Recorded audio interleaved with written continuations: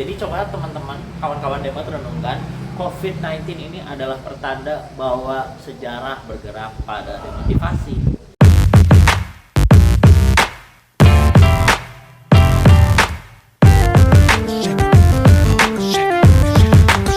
Halo, ketemu lagi bareng saya Syarif dalam konten demotivasi yang kelima. Pada konten yang kelima ini, saya akan membahas tentang pandemi COVID-19 sebagai virus demotivasi. Apa sih maksudnya virus demotivasi? Ya, kita tahu kan ya, dalam 3 tahun kebelakangan ini kita ngalamin apa yang namanya pandemi COVID-19, mulai dari Maret 2020. Ya, efeknya juga luar biasa dan mungkin sampai hari ini pun masih banyak yang terjangkiti ya, walaupun sudah banyak orang juga yang vaksin. Ya, kita tahu pandemi ini nggak mudah bagi semua orang di seluruh dunia. Ada yang meninggal itu banyak sekali, yang sakit, dan juga mereka yang gulung tikar, kehilangan mata pencaharian, sampai ya bisnis bangkrut atau ya kegiatan-kegiatan dihentikan. Makanya pandemi ini mengubah banyak banget sendi-sendi kehidupan. Nah, terus kenapa pandemi ini disebut sebagai virus demotivasi? Ya, dengan pandemi yang kondisinya begitu buruk dan parah ini, menurutku sih sayang banget ya kalau kita nggak bisa memikirkan sesuatu tentang pandemi, memikirkan sesuatu yang kita katakanlah dalam bahasa agama disebut hikmah gitu ya. Nah, apa sih hikmah dari pandemi? Nah, aku melihatnya pandemi itu virus yang demotivasional. Buktinya apa? Pertama, mereka yang terkena terkena COVID itu bukan cuma dari orang-orang yang katakanlah berasal dari mereka yang hidup dalam sanitasi kurang baik atau hidupnya kurang higienis. Ya katakanlah kita sebut orang-orang yang secara ekonomi menengah ke bawah.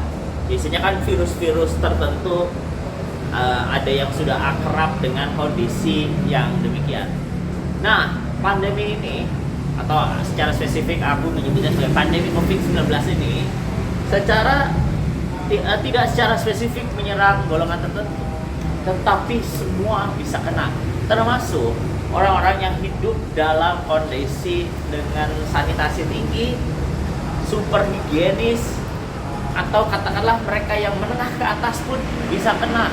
Bahkan orang-orang yang hidup ya katakanlah steril, jauh dari kotoran-kotoran, jauh dari debu-debu ya, makannya pakai sendok garpu yang tiap berapa menit dicuci ya, hidupnya jauh dari pinggir jalan gini ya, gak akan makan yang kena debu-debu, itu bisa kena.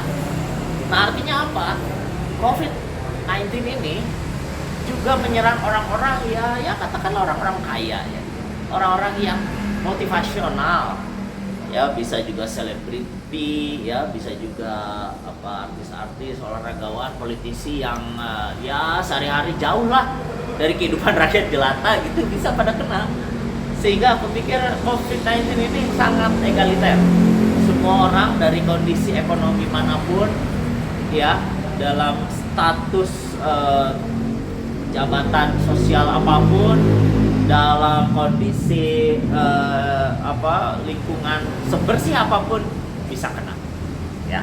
Itu poin pertama dari kenapa saya mengatakan bahwa COVID-19 adalah virus demotivasi.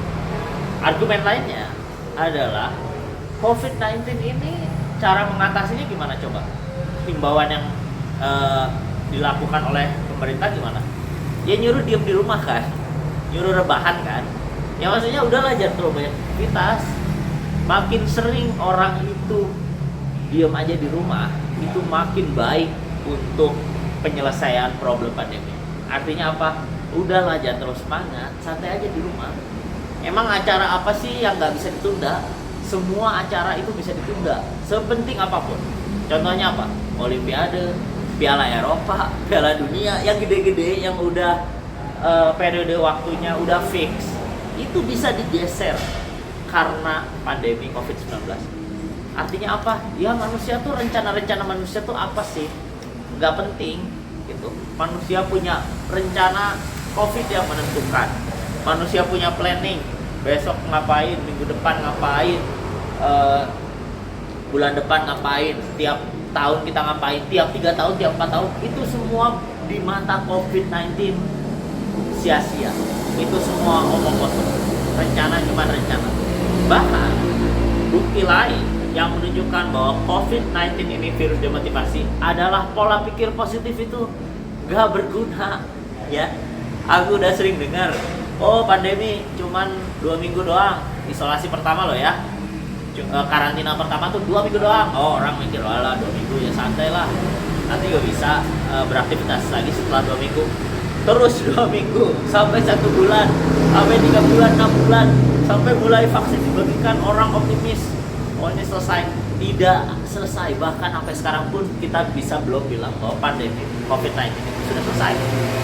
Bayangkan 3 tahun orang berpikir positif, tidak ada gunanya. 3 tahun berpikir positif, 3 tahun itu juga COVID-19 tidak terkena apapun dari pemikiran positif kita, gitu ya. Jadi pada COVID-19 ini canggih sekali gitu ya. Kita berpikiran positif, kan pikiran positif itu sesuatu yang dibangga-banggakan oleh para motivator kan. Kalau kita yakin bisa, pasti bisa. Kalau yakin sukses, bakal sukses. Tapi berkeyakinan bahwa pandemi itu bakal hilang, itu tidak terjadi walaupun pikirannya sudah super positif. Ya, katakanlah pikiran motivator siapa, pakailah itu semua pikiran para motivator untuk kepentingan pandemi. Tidak bisa.